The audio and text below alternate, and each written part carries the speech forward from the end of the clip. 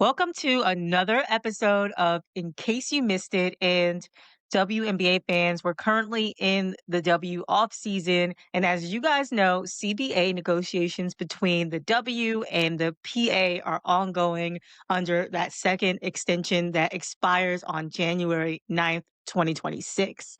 And if you remember last month, players voted overwhelmingly to authorize the PA's executive committee to call a strike if necessary, not to initiate one now. And if both sides can't come to an agreement by that deadline on January 9th, there is a likelihood of the league and its players union entering a period of status quo. So joining me today to break down what all of this means is Erin Drake, who serves as legal counsel and senior advisor to the WNBPA. Welcome to In Case You Missed It, Erin. Thanks so much, Khristina. Happy to be here. Yeah, I'm happy to have you. So at the time of this recording, we have hours literally counting down to the expiration of the current CBA. So from inside the room, how would you describe the state of negotiations right now? They've been quiet, honestly. We haven't heard or received a counter proposal from the league in 2 weeks. So the state of negotiations has been surprisingly quiet for today's deadline. At midnight, this agreement will expire after two extensions and 15 months of being at the table, trying to get this done, and confidence that this could get done. It's going to end. And once the clock ticks to 11:59 p.m. today, January 9th, it's the expiration of the current CBA as we know it. Now, what happens when that expires? Will there be another extension? What happens once the clock winds down? Great question. So it's looking like we're going to enter into a period of status quo, as you teed up in the intro. We heard from Stewie her perspective about what is likely to happen, and again, we haven't received anything. So at this point, with about 8 hours left on the clock, it's looking like it's going to expire, and that will kind of charter in this new era of the negotiation, this new period of the negotiation, called status quo. Now, what that means has created a bit of confusion, particularly because of the strike authorization vote, which I imagine we will also get into. But under status quo, people should really think about it as business as usual. It's there is no strike, there is no lockout, but the agreement has expired. It's this in between period where essentially what would have happened had the 2020 agreement still been in place will happen, is still in place, or could happen. Now, the biggest change of entering this period of status quo is that neither side is prevented from initiating a work stoppage, and that's a pretty big deal. I mean that is um, that's a big deal in any labor negotiation, and certainly in any contract, and that's where we could be in 8 hours. You had mentioned previously just now that you hadn't heard from the league side in 2 weeks. What do you think is stalling that communication? That's a great question. I think in the past, the league has put things across the table that were frustrating. They put things across the table that, while I don't doubt the sincerity of their proposal, um, trying to think of the right verb here, but it has created emotion among the players and certainly been a unifying force. And this might be an attempt to prevent that. I don't know. I truly, this was not on my bingo card. I'll be honest with you.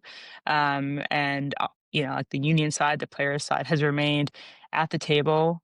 I'm ready and willing to negotiate. So to be here on the eve, the day of expiration, I didn't expect it to look like this, but that's part of this process. This is a process that doesn't have a comparator, right? This has never really been done like this before, and what we are trying to achieve truly is transformational. So that makes sense to me that some things will be surprises, or some steps and counter steps, or proposals and counter proposals might need creativity. I don't know if this is the right kind of creativity that we need. I think the players would have much preferred, and we certainly would have preferred, to keep the momentum going, to continue to see proposals and to trade them. But here we are.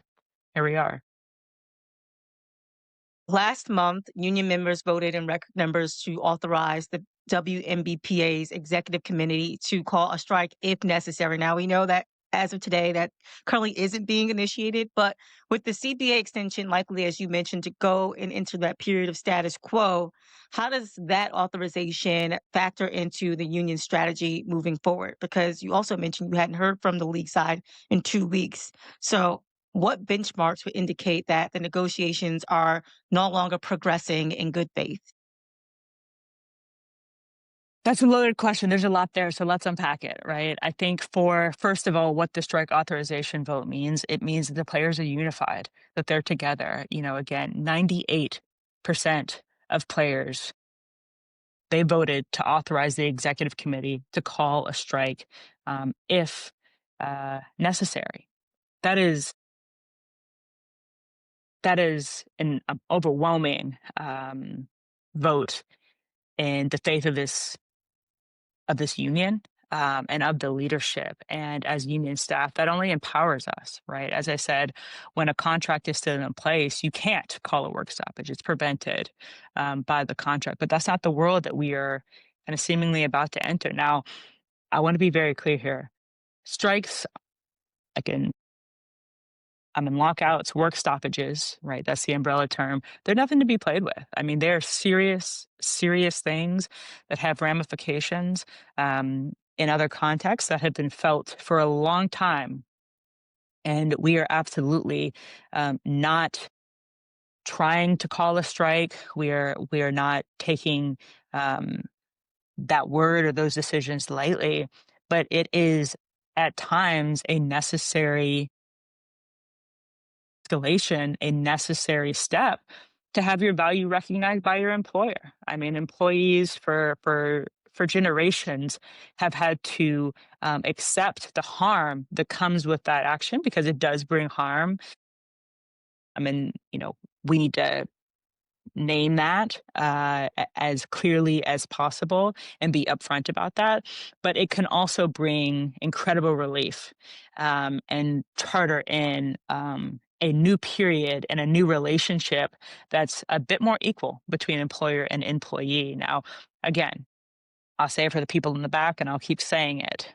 A strike is not the goal. The goal is to get a deal done, a deal that reflects the players' value, that respects the players, and that honors their contributions to this business. Because without the players, there is no WNBA, and that must be reflected in the way that they're compensated, and the way that they're treated, and the way that their working conditions are set by their employer. Now, but having that vote is the first official step in being, to having that option, right? To being able, to have that escalation. So while we're not trying to get there, that authorization vote was huge, and was a resounding, vote in the affirmative, which is the only way that that kind of escalation can be done. It's if damn near, everyone is on board, and understands with eyes wide open what's coming next. The negotiation is progressing in good faith. It's when you're trading proposals back and forth. It's when there is true kind of movement and an openness to compromise. I think we often hear words like compromise and flexibility, be reasonable and practical. It's like those are the ways that agreements get done. This doesn't, need to feel, or to be, violent. And I don't mean that in the literal sense. I mean that, in the metaphorical sense. It doesn't need to be that hard, but people can make it that way. The mark of a negotiation that's progressing in good faith is both parties at the table who are willing to engage and understand that neither party is probably going to get everything on their wish list. But there are some tenets that we have to respect. And of course, from our perspective, having the value of the players reflected and respect be embedded in this agreement is top priority for us. I want to go back to the union statement from last month regarding the right to have that strike or authorization. In the statement, the PA referenced a recommitment to draconian provisions and regarding like the WNBA when it comes to the negotiations. What does resistance to change look like in practice? And what exactly did you all mean with that statement? Yeah, I think that that statement, with these statements, you try to keep things 3 paragraphs, but you have a lot to say. And what that statement says to me is that we are finished and the players are finished having their labor be as controlled as it has been in the past, and certainly under the 2020 CBA without the requisite compensation. And so, you have to pay people, right? And I'm not insinuating that the league is not proposing to pay players, but what I am saying is that the amount of work that they have proposed in this new CBA doesn't match up with what they're saying they will pay for, right? And it's like you really do get what you pay for. And here, uh, with a business like this that relies on the players, it's the players on the court day in and day out. It's the players whose names and faces are on the billboards or on the ads or on TV marketing this league. They need to be compensated for the growth that that generates. And right now, we're in a system that doesn't allow that. We're in a system that artificially suppresses the player wage while you have coaches who are making more than their star players. You have executives who can make more. And so I really hope that folks are grasping how abnormal that is, particularly in professional sports. I think you can think of a lot of coaches and in other settings that, of course, aren't making nearly as much as their star player, and people can understand the logic in that. It's difficult to understand the logic in the opposite, particularly when it is kind of a system that is being, you know, potentially protected in anything going forward when you see the business booming right now, which it really is. And so that language is really just to trigger in everyone's mind that this is a new era and we need to have an agreement that fits it, not one that fit, 5 years ago, 10 years ago, but one that fits today and the future. Absolutely. And I want to go back into the period of status quo. So around this time, usually, it's when players are able to start to get in contact with teams regarding free agency. We know usually by February 1, that's signing day. This time last year, there was an expansion draft. We know in the 2026 season, we have two new WNBA teams coming. So during this period of status quo, how do things like the expansion drafts work, free agency, the WNBA draft? Is it business as usual as well under the 2020 CBA? How does that all work? And do you expect the 2026 season, which is going to be the 30th anniversary of the W, to be a condensed season? So on the first point, um, in other labor contexts that aren't sports, status quo can be a bit more of a science, but it really is not a science. I mean, there are some rules of thumb, but there are some things that are gray, and I think in sports that becomes potentially kind of even more so. I don't want to speak for other unions. I don't work for those other unions, but it's not a science. We've heard the commissioner, Kathy, say that they aren't going to hold the expansion draft until the agreement is done. Of course, that's a verbal statement, but it's a bit unclear, right? I think as a staff internally, and again, I'm not naive. But we do have 8 hours left. And I think if we talk in 2 days, what I say today might be out of date, but we are considering all of the possibilities of what these next however long it takes to get this agreement done could look like in the absence of a work stoppage and in the absence of a contract. At this point, we're assessing all options and we'll make kind of recommendations to the player body as needed.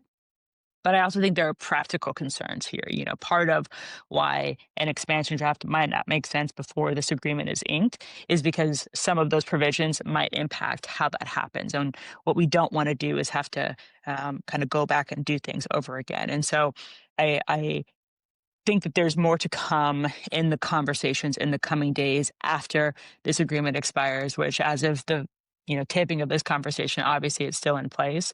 But I'm sure we'll be in touch and we'll keep the public also kind of apprised to how we are approaching this next period and what it is um, asking of the players and potentially the fans. The WNBPA recently launched the global player hubs, and this was 24 hours before the January 9th deadline. I think the timing, honestly, is very interesting of the announcement. What role do initiatives like the global player hubs play in supporting the players if negotiations move into that period of status quo and in possibly a work stoppage if that were to happen? I want to know why you think the timing is interesting, but I'll answer the question first. Think it's um, interesting. I think it's interesting because just it came a day before the deadline. And that's right. so I know That's a lot right. of fans was like, well, is that symbolizing or is that a foreshadowing that there will be a strike or something like that? So I think the timing was very interesting of the Okay. announcement of the launch. But yeah.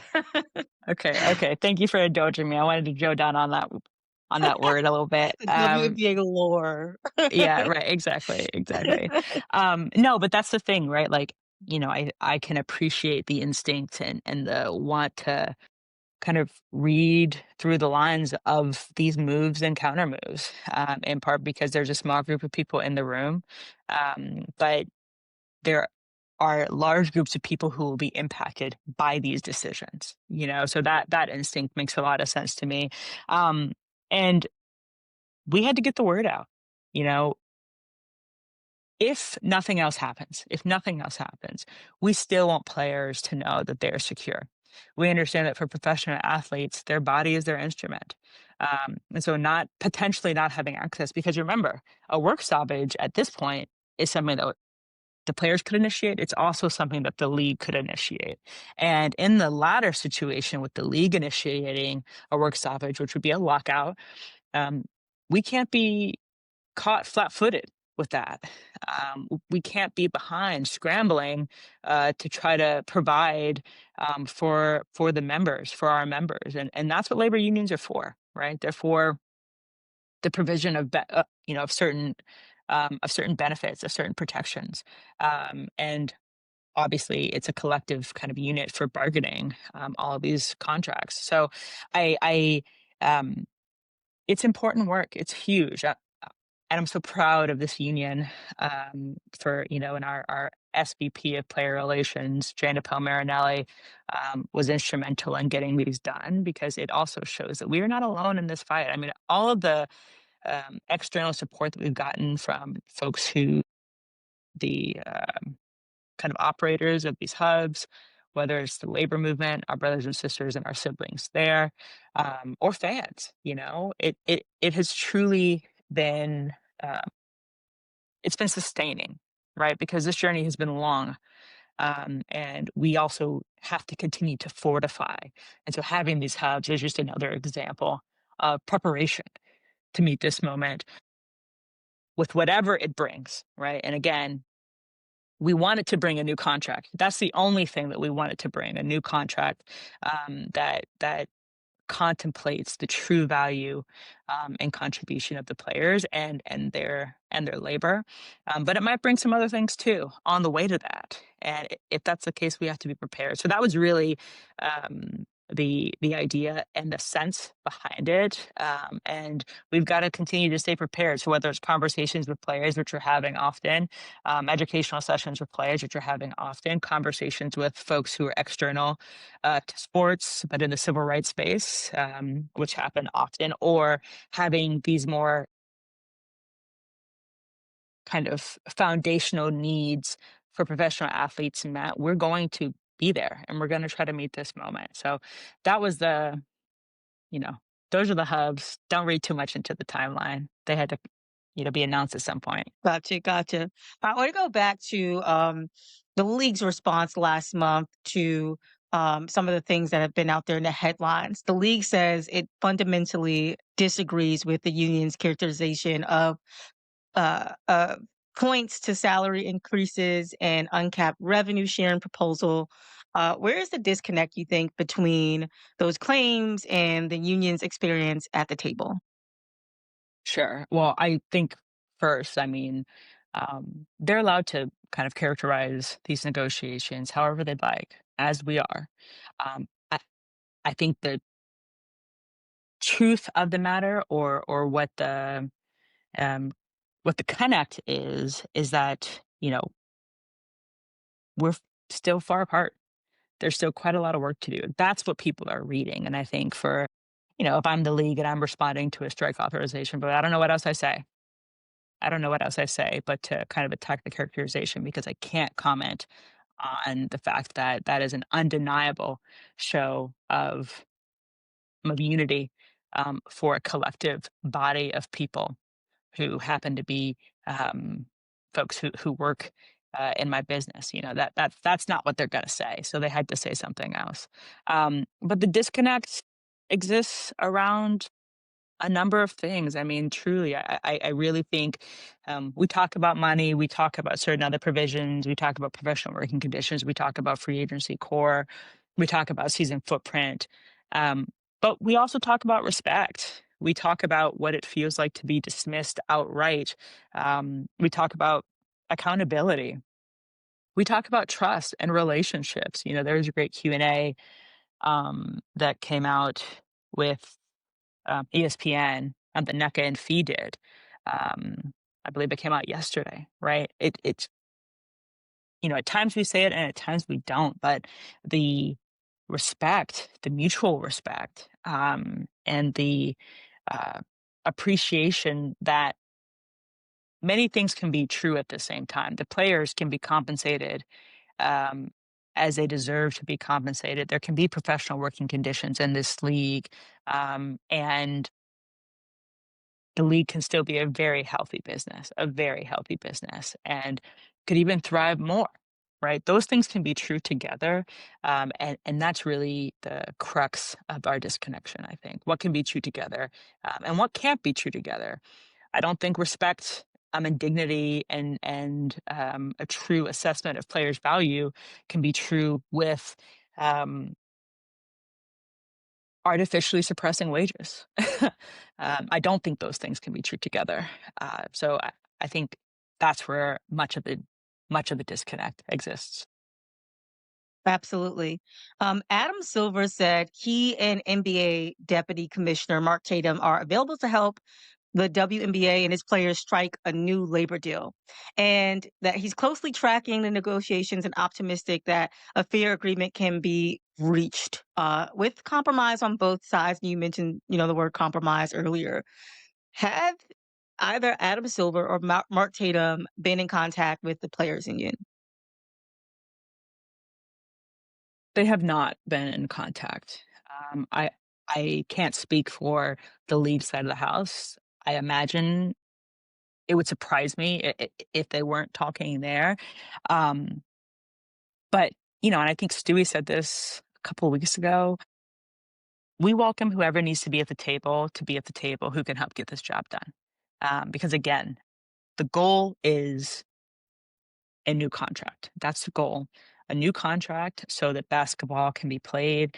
And so fans, and I was about to say, fans like us, me, I'm a fan as well, can continue to enjoy um, this incredible sport, these incredible players, and this awesome moment, and it's really not a moment. Like, this is really a change, but we can't get there, and we're not going to get there under just any circumstances.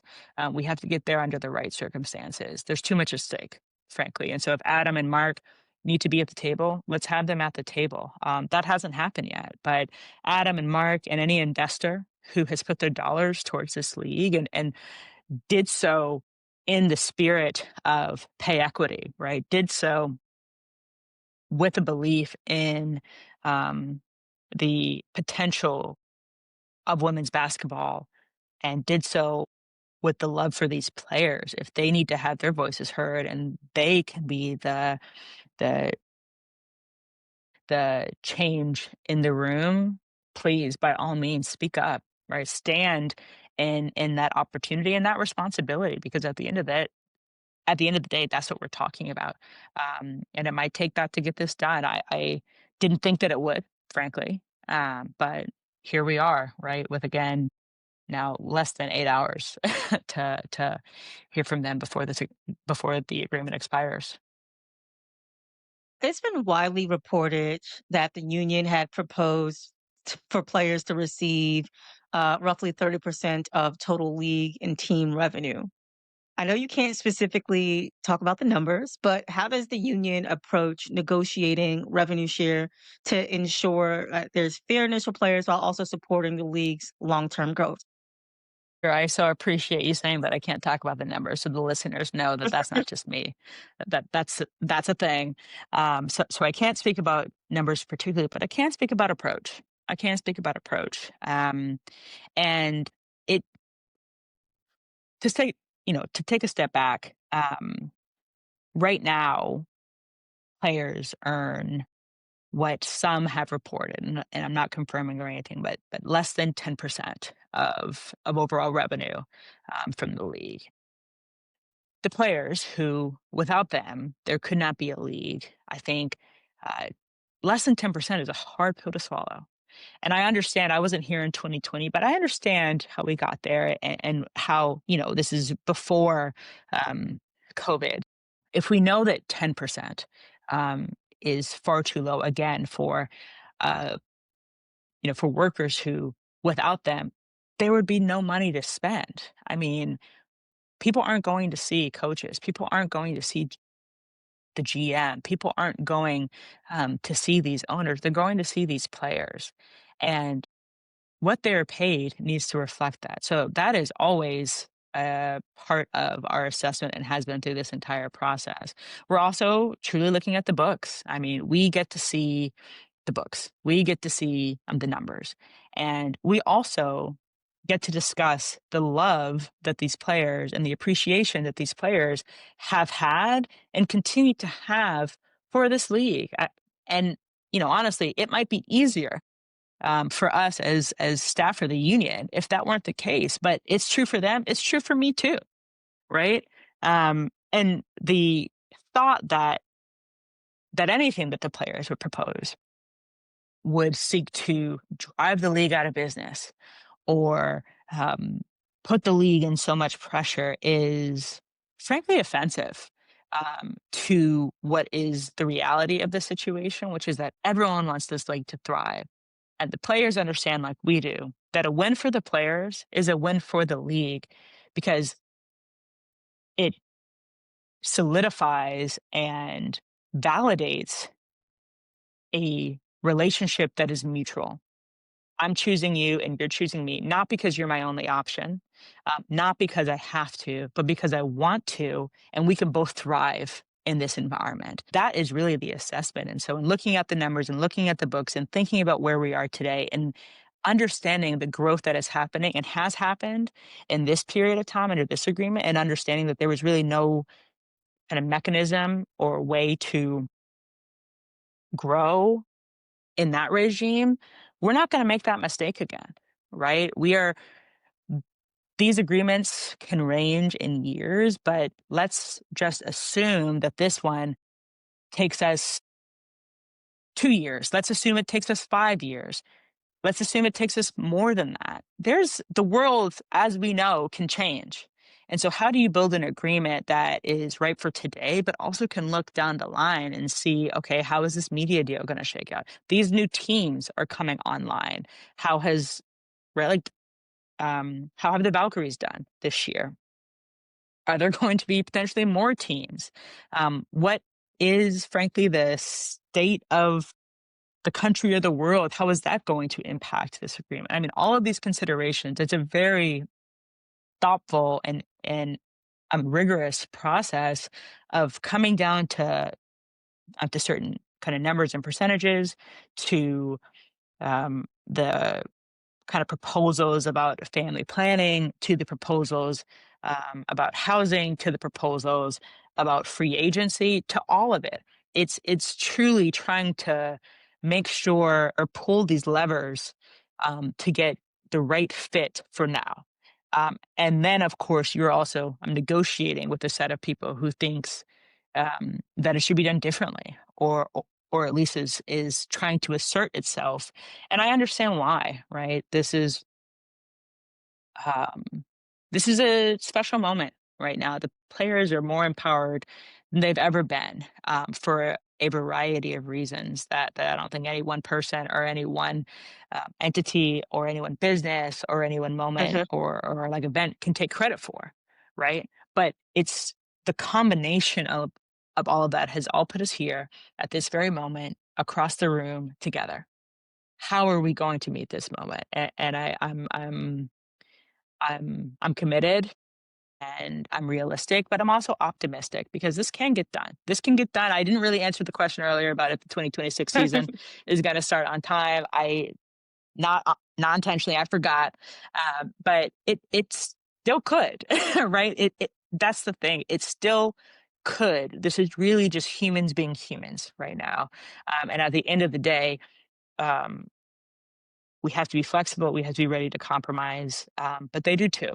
And I think if you've often been top dog or not had to compromise or be held accountable or thought that was the case, it can be a hard pill to swallow.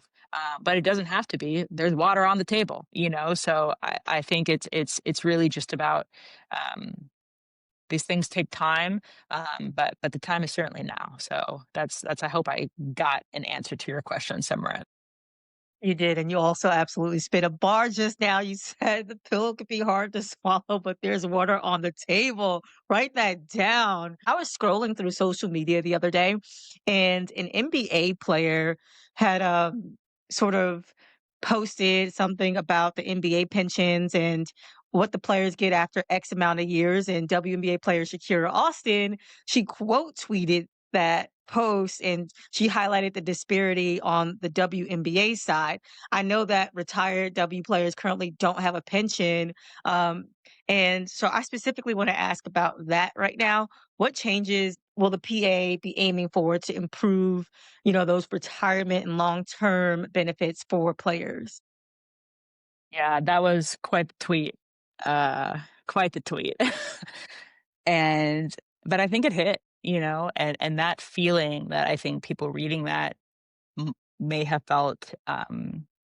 Imagine being one of the players, and so for this union, it is the players have said early on from the jump that it was a priority um, to have something that would protect their legacies and ensure that their lives after their playing careers are over. I often think about this, and teams,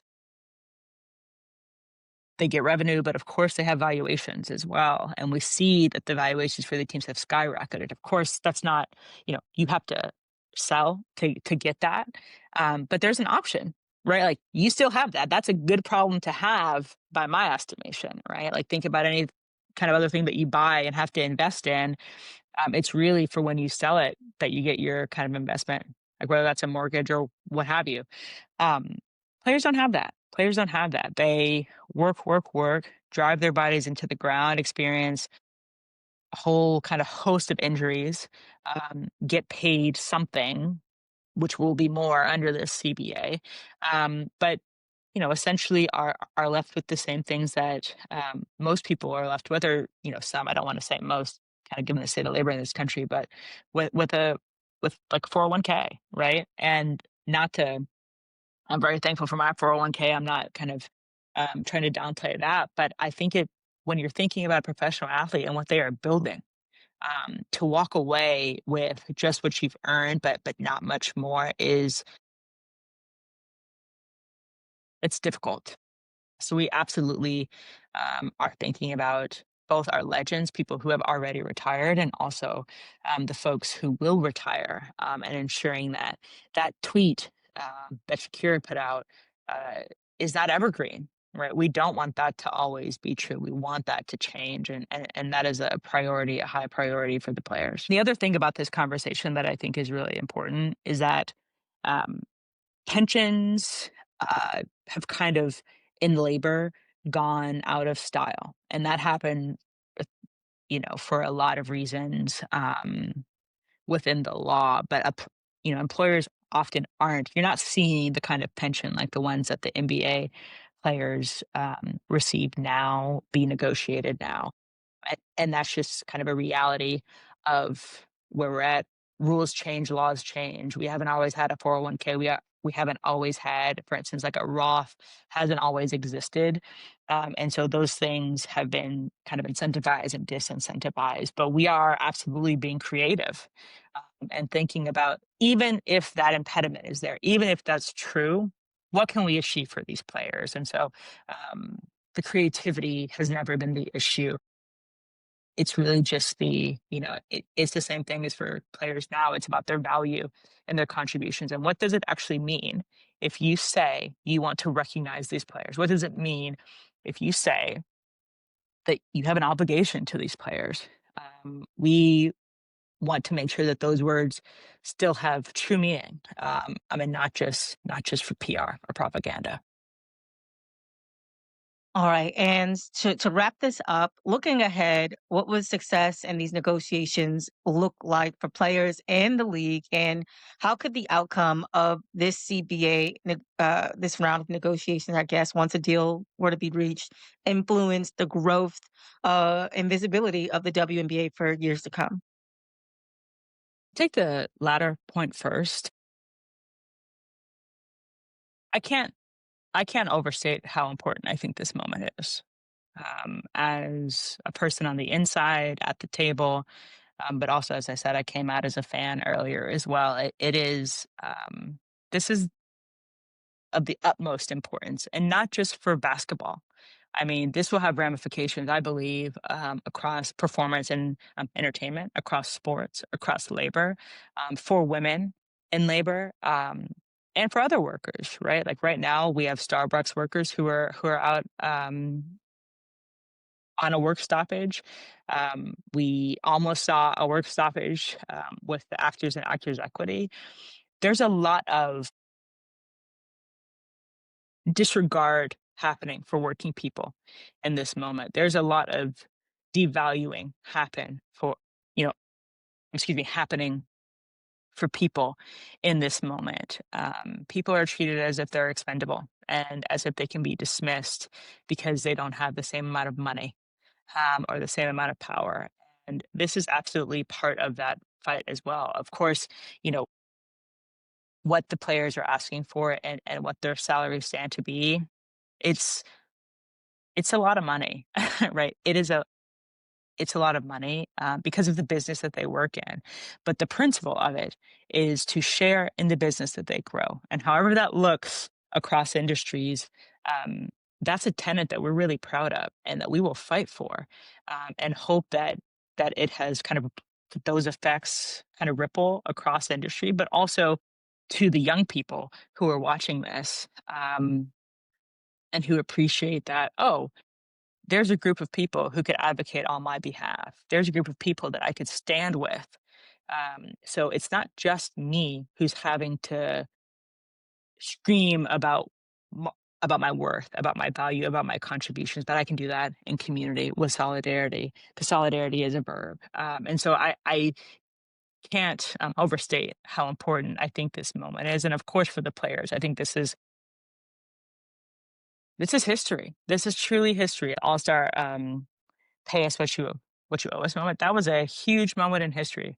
Huge moment in history. These All of these moments are. And so I really hope that the story of what happened here, however it ends, is really marked and understood as a fight for equity and a fight for respect and for employee value to be centered in the business. What does success look like? For me, success looks like a 2026 season where the players are valued as they should be. That's what success looks like to me. Um, and I think we can get there. I think we can get there. It's just the how and what road we're going to take. That's really the what. And some, admittedly, will be harder for others. But I ask anyone listening to just really stand with the players, because at the end of the day, um, they've earned it. They've earned it, and it's possible.